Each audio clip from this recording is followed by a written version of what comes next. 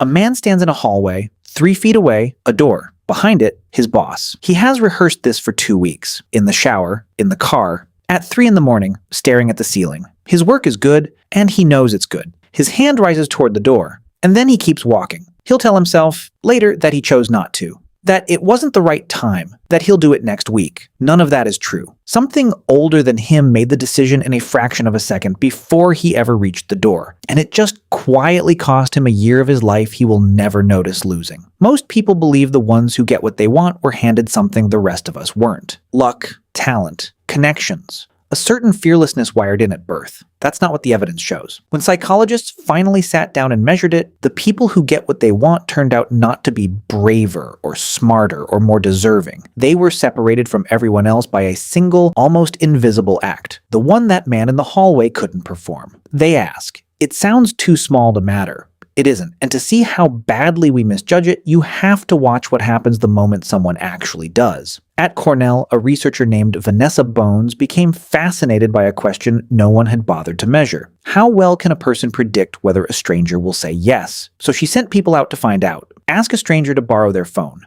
Ask them to fill out a form. Ask them to walk you across campus to another building. And before each attempt, guess. How many people will you have to ask before one agrees? Then she compared the guesses to reality. The numbers weren't a little off, they were off by half. Strangers said yes roughly twice as often as anyone believed they would. Take the simplest version. Bones asked people to borrow a stranger's phone, and to guess first how many they'd have to approach before 3 agreed. Braced for rejection, they guessed 10 strangers to get 3 phones. They needed 6. Half the people they walked up to simply handed a stranger their phone. Sit with that. Every person in those studies was walking around inside a version of the world that was wrong in exactly the same direction. A world that whispered constantly that the answer would be no. And here it turns stranger still, because we don't only underestimate how many people will say yes, we underestimate how hard it is for them to say no. Picture yourself on the other side of it.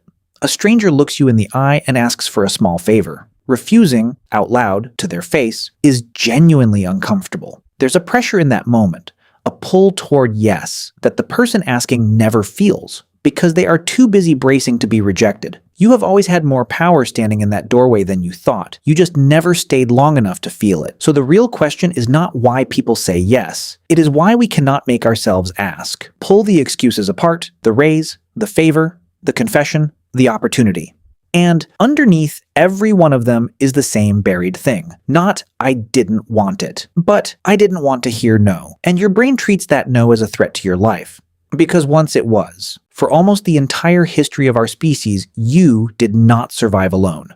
You survived because a small group allowed you to stay. To be rejected by them was not embarrassing. It was a death sentence. No food, no shelter, no warmth. So evolution did something ruthless and efficient. It wired the pain of social rejection into the same alarm as physical danger. That wiring kept your ancestors alive for 100,000 years, and it is now hopelessly, dangerously out of date. You can feel it working. Before you ask for something that matters, your heart quickens, your mouth dries, your body floods with the chemistry of an animal about to face a predator, for a conversation, for a sentence. It is preparing you to run from a threat that exists nowhere but inside your own nervous system. You are not weak when you freeze at that door. You are obeying an instinct thousands of years older than the world you're standing in. But the tribe is gone. The stranger who says no will not cast you into the cold. Your boss will not leave you to die. The true cost of a no today rounds down to nothing. And still the alarm screams. And still, you walk past the door, so you make a quiet trade you never agreed to. A moment's possible awkwardness, weighed against the thing you actually want. And the oldest part of your brain takes the deal every time. You don't ask. Then you hand yourself a reason that sounds like wisdom. Bad timing. They're busy. It wouldn't have worked anyway. That last one is the trap.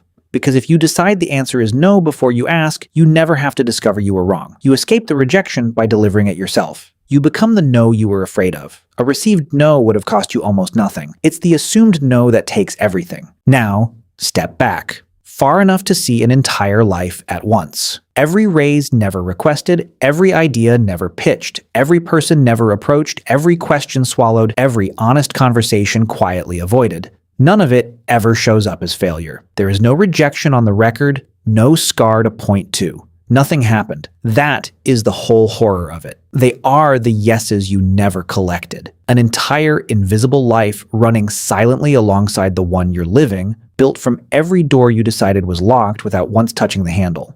And it compounds. Every yes opens onto the next room, the next person, the next chance that existed only because you spoke.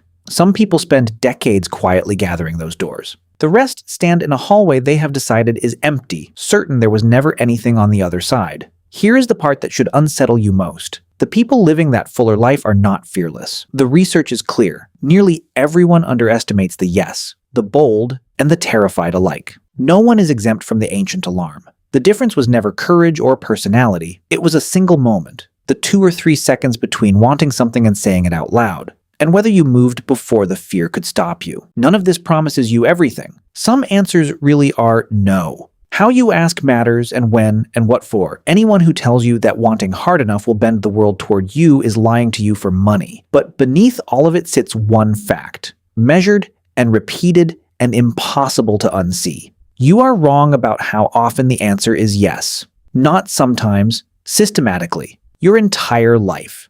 So somewhere in you, right now, is a sentence you have not said, a thing you want, already filed under no by a part of your brain built for a world that no longer exists. You never checked. You never touched the handle. You called the silence realism and walked on. The man in the hallway is still walking.